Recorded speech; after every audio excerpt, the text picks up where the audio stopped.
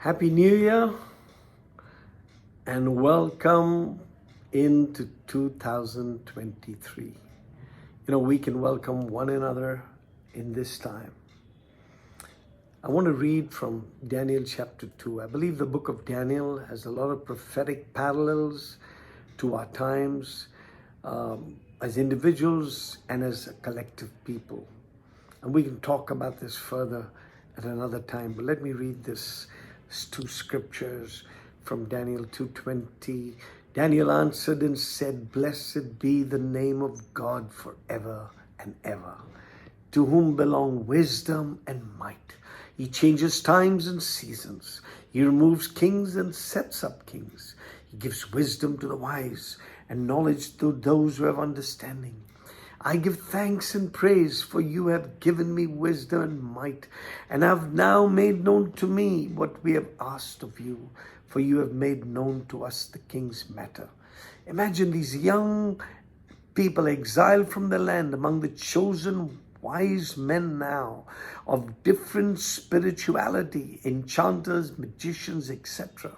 But we see Daniel engage with these people. He engaged with the king.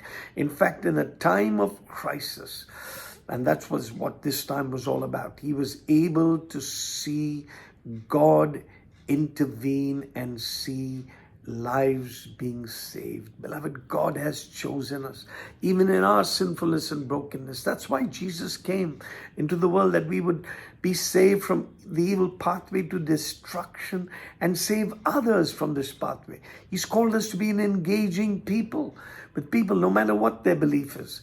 Let us, like Daniel and his friends, be humble, dependent on God, seek God and his word, and to bring hope and counsel and help in our workplace, so that the miraculous and divine interventions are manifested and men may see your good works and glorify Father in heaven.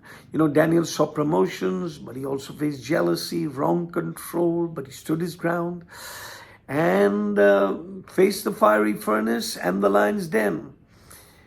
And through that, the kings and the people were able to know their God. Remember what 2 Timothy 2 says. I'm going to read it. "What you have heard from me in the presence of many witnesses, entrust to faithful men who will be able to teach others also."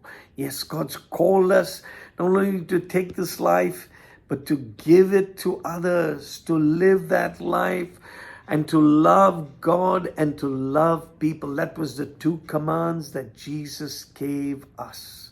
So even as we move forward this time, in the midst of challenging times or changing times and challenging situations, God is with you.